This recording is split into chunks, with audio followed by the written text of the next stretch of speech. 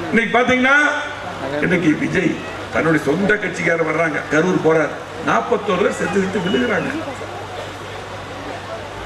அவருடைய கட்சிக்கார் சகோதரிகள் ஒவ்வொரு குடும்பத்திலும் ஒரே வாரிசு தான், அதுல நிறைய பேர் போயிட்டாங்க, இறந்து போயிட்டாங்க.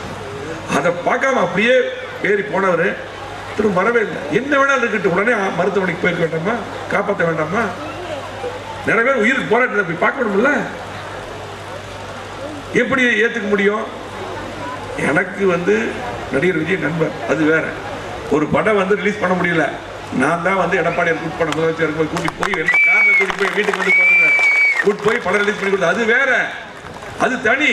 ஆனால் மக்களுக்கு இன்னைக்கு தலைவன் சொல்லிட்டு வரும்பொழுது மக்கள் உயிரினை காப்பாற்ற சொந்த கட்சிக்காரே இன்னைக்கு பார்க்கல, எப்படி சரியா இருக்கும்? ஆகவே சிந்தித்து பாருங்க, யாருக்கு ஓட்டு போட்டாலும் அது செல்லாத ஓட்டு, நாளைக்கு நமக்கு பெரிய ஆபத்தா முடிஞ்சிடும். திமுக அவர்கள் மட்டும் இன்னும் 2 வருஷம் உயிரோடு இருந்தாங்கன்னா இலங்கையில தனியில் அமைஞ்சிருக்கும். யாரு நிறைய பேர் பல கட்சிக்கு போற திமுக போன வேகத்தில் திரும்பி வர்றாங்க. இங்க இருக்கிற மரியாதை எங்கேயுமே இருக்காது, பாக்குறதுக்கு அப்படியே சோக்க ஒரே நாள் மாப்பிள்ளையாக்கி அனுப்பிடுவாங்க.